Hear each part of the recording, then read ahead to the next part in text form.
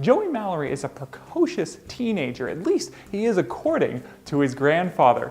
Mike Mallory has been watching his grandson since he was very small, 4 years old. He spends many evenings in their family hot tub listening to him talk about a variety of subjects. And many times he's been stunned, impressed, and moved by the things that his grandson has said.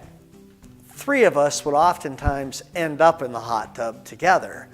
And Joey is pretty articulate about many subjects and interesting. He's never really, even as a baby, never really talked baby talk.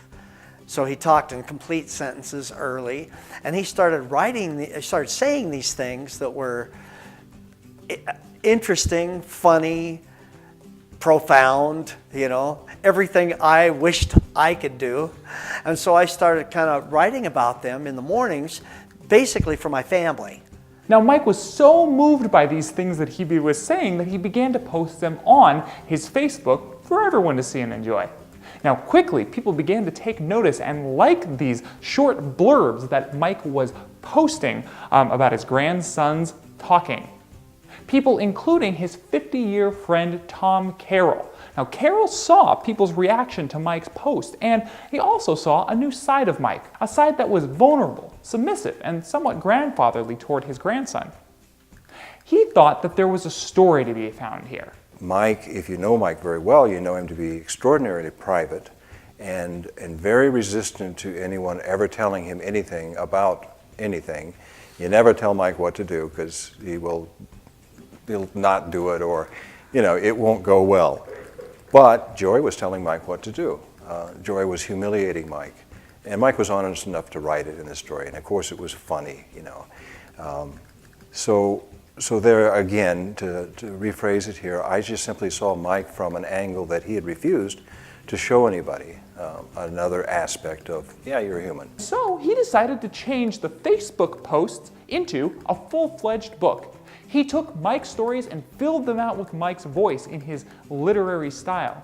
Then he took that and he self-published a book under the name of A View from the Hot Tub.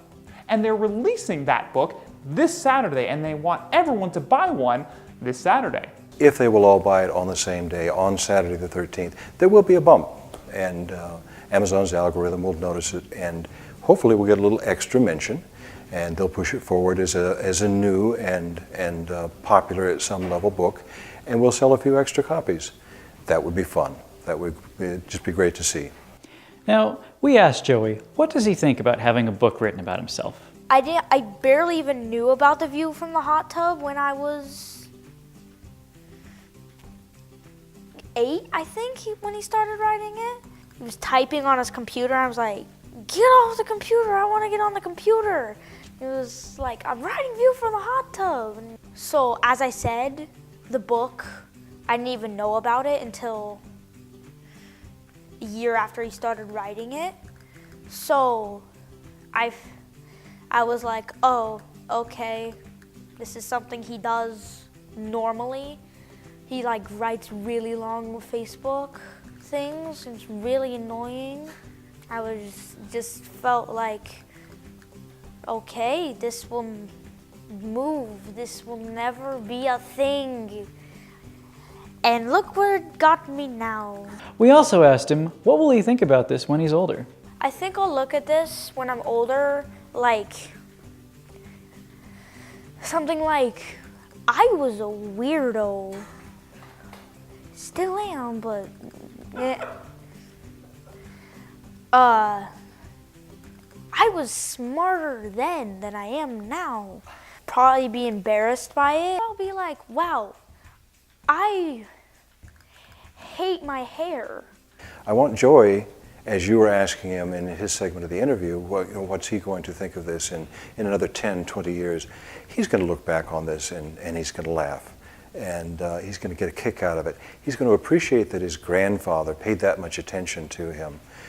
And I will have disappeared from the equation by then. This is about Mike, and it's about his grandson. And if it serves to kindle some old memories and remind them of the closeness and the bond of grandfather-grandson, it will have achieved its purpose. You can purchase this book on Amazon this Saturday. This story is brought to you by